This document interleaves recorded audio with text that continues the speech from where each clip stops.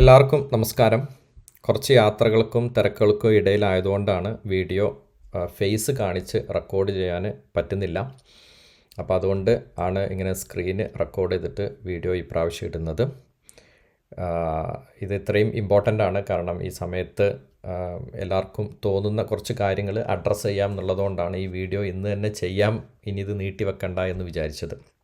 So നമുക്ക് നേരെ വിഷയത്തിലോട്ട് കിടക്കാം. നിഫ്റ്റി 50 ഈ കഴിഞ്ഞ കറക്ഷൻ ഇപ്പോൾ ഇവിടെ തുടങ്ങിയ ശേഷം ഏകദേശം ഈ ഒരു വർഷത്തെ പീക്കിൽ നിന്ന് നമുക്കറിയാം ഏകദേശം 12% ഒരു കറക്ഷൻ, ഇവിടെ തൊട്ട് ടോപ്പിൽ നിന്ന് ഏകദേശം ഒരു 12% കറക്ഷൻ വന്നിട്ടുണ്ട്. ഈ സമയത്തും ചില സെക്ടറുകൾ അല്ലെങ്കിൽ ETF അതിൻ്റെ കറസ്പോണ്ടിങ് മ്യൂച്വൽ ഫണ്ടുണ്ട്, കുറച്ച് നല്ല സ്ട്രോങ് ആയിട്ട് പിടിച്ചു നിൽക്കുന്നുണ്ട്. സാധാരണ നമുക്ക് നല്ല മാർക്കറ്റ് ഇടിവിൽ നല്ല സ്റ്റോക്കുകൾ വാങ്ങാമെന്നും ETF വാങ്ങാമെന്നൊക്കെ നമ്മൾ പറയും. സ്റ്റോക്ക് വാങ്ങിക്കുമ്പോൾ എല്ലാവർക്കും അറിയാവുന്ന പോലെ അതിനകത്ത് കൂടുതൽ റിസ്ക് കൂടുതലുണ്ട്. അപ്പോൾ അങ്ങനെ റിസ്ക് കുറച്ച് ചെയ്യണമെന്ന് ആഗ്രഹിക്കുന്നവർ പൊതുവെ ചൂസ് ചെയ്യുന്നതാണ് ETF. അപ്പോൾ ഞാൻ പൊതുവെ ETF ട്രാക്ക് ചെയ്യാൻ വേണ്ടിയിട്ട് ഒരു ഇൻഡെക്സ് ട്രാക്കർ ഞാൻ പേഴ്സണലായിട്ട് തന്നെ യൂസ് ചെയ്യാറുണ്ട്. അപ്പോൾ അതിലുള്ള കുറച്ച് കാര്യങ്ങൾ ഈ സമയത്ത് റെലവൻ്റ് ആണെന്ന് എനിക്ക് തോന്നുന്നു.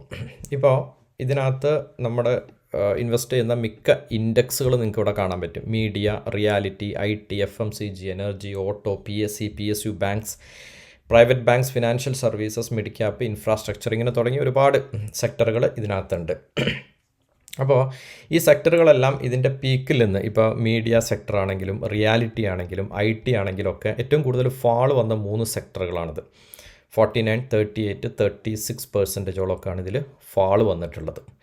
IT റീസെൻ്റ്ലി വളരെ വലിയൊരു ഫാൾ വന്നു ബിക്കോസ് ഓഫ് ആന്ത്രോപിക് ഏജൻറ്റ് AIയുടെ ഒക്കെ ഒരു ഡെവലപ്മെൻറ്റ് വന്നപ്പം സർവീസ് കമ്പനിയുടെ എഫക്റ്റ് ചെയ്യുന്നുള്ള രീതിയിൽ.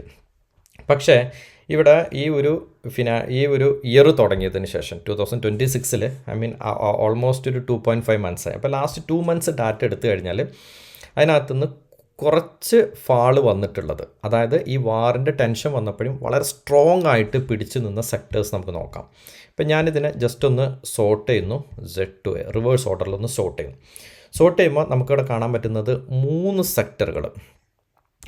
സെക്ടറുകൾ സ്റ്റിൽ നമുക്ക് പോസിറ്റീവ് റിട്ടേൺ കൊടുത്തിട്ടുണ്ട്. ഈ ഫസ്റ്റ് വരുന്ന 3 സെക്ടർ, അതിൽ ഒന്ന് എനർജി സെക്ടറാണ്, ഒന്ന് ഫാർമ സെക്ടറാണ്, ഒന്ന് PSE സെക്ടറാണ്.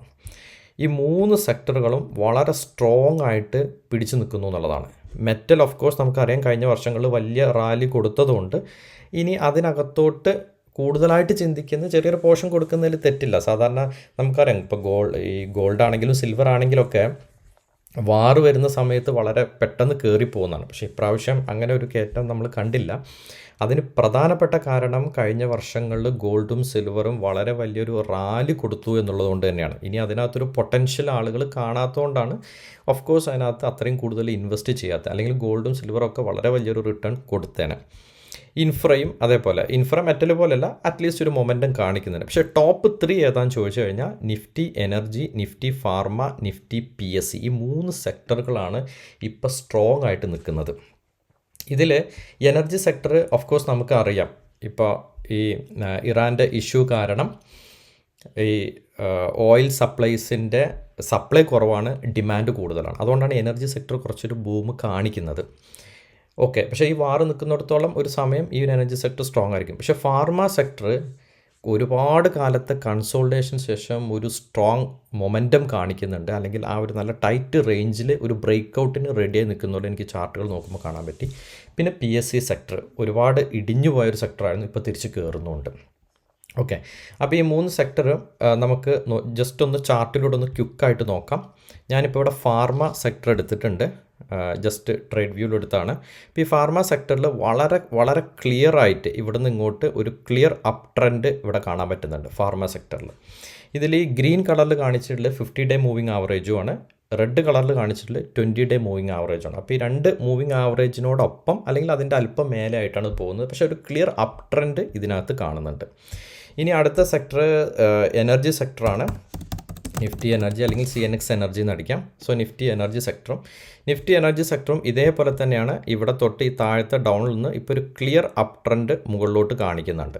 അപ്പോൾ എനർജി സെക്ടറും തിരിച്ച് ഒരു അപ് ട്രെൻഡ് മൊമെൻറ്റം കാണിക്കുന്നതാണ്.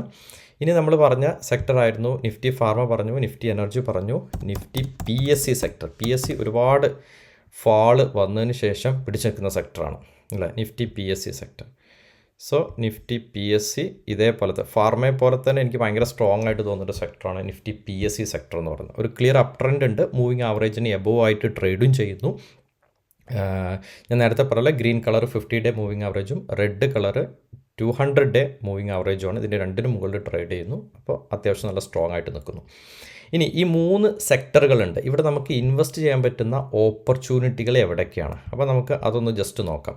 ഇപ്പോൾ ഞാൻ ഫസ്റ്റ് ഇവിടെ എനർജി ETF എന്ന് അടിച്ചിട്ടുണ്ട്. അപ്പോൾ എനർജി ETFിൽ നമുക്ക് 2 ETF പരിഗണിക്കാൻ പറ്റുന്നത്, ഒന്ന് മിറായ അസറ്റിൻ്റെ നിഫ്റ്റി എനർജി ETF-ഉം മോത്തിലാൽ ഓസ്വാലിൻ്റെ നിഫ്റ്റി എനർജി ETF-ഉം. ഇനി ഇത് യൂസ് ചെയ്യാത്തവർക്ക് മ്യൂച്വൽ ഫണ്ട് ഓപ്ഷനാണെങ്കിൽ മ്യൂച്വൽ ഫണ്ട് സെലക്ട് ചെയ്യാവുന്നതാണ്. മ്യൂച്വൽ ഫണ്ട് എനർജിയിൽ മ്യൂച്വൽ ഫണ്ട് ഇല്ല. അപ്പോൾ ETF ഇന്ത്യൻ ETFകൾ 2 ഉണ്ട്. ഇനി നമുക്ക് ഫാർമ സെക്ടർ നോക്കാം. ഫാർമ സെക്ടർ ഞാൻ ETF അടിച്ചുകൊണ്ടായിരിക്കും നേരത്തെ എനർജി വരാത്തെന്ന് തോന്നുന്നു. ജസ്റ്റ് ഒന്ന് energy എന്നടിക്കട്ടെ.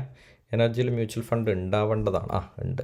Tata resource energy, growth style, അതേപോലെ തന്നെ കൊടക്കിൻ്റെ എനർജി ഓപ്പർച്യൂണിറ്റി ഫണ്ട്. ഇത് കണ്ടോ, പോസിറ്റീവ് റിട്ടേൺസ് ആണ് ഇത് നിൽക്കുന്നത് 1.37%. അപ്പോൾ ETF ഇല്ലാത്തവർക്ക് മ്യൂച്വൽ ഫണ്ട് സെലക്ട് ചെയ്യാവുന്നതാണ്. ഓക്കെ, ഇനി ഞാൻ എന്തായാലും ETF-ൻ്റെ ഫിൽറ്റർ ഇടുന്നു. ഞാൻ തിരിച്ച് ഫാർമയിലോട്ട് പോകുന്നു.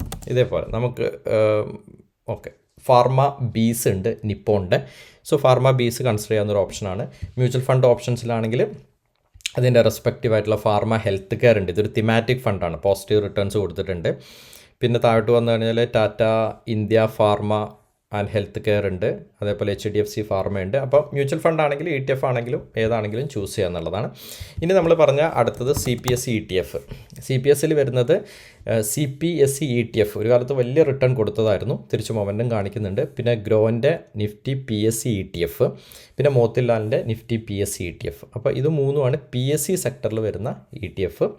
സോ അപ്പോൾ ഞാൻ നേരത്തെ പറഞ്ഞ പോലെ ഇത് ഈ 3 സെക്ടറുകൾ ഒന്ന് വാച്ച് ലിസ്റ്റിൽ ഇടുക. ഇത് നിങ്ങൾ ബൈ ചെയ്യാനോ സെല് ചെയ്യാനോ ഉള്ള റെക്കമെൻഡേഷൻസ് അല്ല, പക്ഷേ ഒന്ന് ശ്രദ്ധിക്കുക. അപ്വേർഡ് മൂവ്മെൻറ്റ്സ് ഒക്കെ നോക്കുക. അപ്പോൾ എസ്പെഷ്യലി സ്വിംഗ് ട്രേഡൊക്കെ ചെയ്യുന്നവർക്ക് നല്ല ഓപ്പർച്യൂണിറ്റികൾ ഈ സെക്ടറുകൾ വഴി വരും ദിവസങ്ങളിലും അല്ലെങ്കിൽ വരും ആഴ്ചകളിൽ കിട്ടിയേക്കാം. ഫാർമ എനിക്ക് പേഴ്സണലി വളരെ സ്ട്രോങ് ആയിട്ട് തോന്നുന്ന ഒരു സെക്ടറാണ്, ഫാർമയും PSE. എനർജി ചിലപ്പോൾ ഈ ഒരു വാറിൻ്റെ സിറ്റുവേഷൻ കഴിഞ്ഞ് കഴിഞ്ഞാൽ ചിലപ്പോൾ അത്ര മൊമെൻറ്റം കിട്ടണമെന്നില്ല. ബട്ട് സ്റ്റിൽ വാച്ച് ലിസ്റ്റിൽ ആഡ് ചെയ്യുക. കീപ്പ് ഓൺ വാച്ച് ആൻഡ് നല്ല ഓപ്പർച്യൂണിറ്റികൾ നോക്കിയിട്ട് നല്ല അവസരങ്ങൾ വിനിയോഗപ്പെടുത്തുകയും ചെയ്യാം. നിങ്ങൾ സീരിയസ് ആയിട്ടാണ് ഇൻവെസ്റ്റ്മെൻറ്റിനെ കാണുന്നതെങ്കിൽ mutual fund, ETF, stock, tax system, tax harvesting ഇത്തരത്തിലുള്ള മുഴുവൻ കാര്യങ്ങളെക്കുറിച്ചും പഠിപ്പിക്കുന്നതാണ് യൂട്യൂബിൻ്റെ മെമ്പർ കമ്മ്യൂണിറ്റി എന്ന് പറയുന്നത്. നിങ്ങൾക്ക് താല്പര്യമുണ്ടെങ്കിൽ യൂട്യൂബിൻ്റെ മെമ്പർ കമ്മ്യൂണിറ്റിയിൽ ജോയിൻ ചെയ്യാവുന്നതാണ്. ഇനി അക്കൗണ്ടുകൾ ഓപ്പൺ ചെയ്യാനുള്ള ആവശ്യമായ എല്ലാ ലിങ്കുകളും ഞാൻ ഫസ്റ്റ് കമൻറ്റിൽ പിൻ ചെയ്ത് വെക്കുന്നുണ്ട്. Demat account, mutual fund account open ചെയ്യാനുള്ള ലിങ്കും കാര്യങ്ങളും ഉണ്ട്. സപ്പോർട്ടിന് ആവശ്യമായിട്ടുള്ള വാട്സപ്പ് നമ്പറും കോൺടാക്റ്റിൽ കൊടുത്തിട്ടുണ്ട്. എല്ലാവർക്കും നല്ലൊരു വീക്കെൻഡ് ആശംസിക്കുന്നു. വരും ദിവസങ്ങളിൽ മാർക്കറ്റിൽ നല്ല വാർത്തകൾ വരട്ടെ എന്നും അതുവഴി മാർക്കറ്റ് മുകളിലോട്ട് പോകട്ടെ എന്നും നമുക്ക് പ്രതീക്ഷിക്കാം. മറക്കാതെ ഈ 3 സെക്ടറുകൾ നിങ്ങളുടെ വാച്ച് ലിസ്റ്റിൽ നിങ്ങൾ ഉൾപ്പെടുത്തുക. എല്ലാവർക്കും ഹാപ്പി വീക്കെൻഡ്.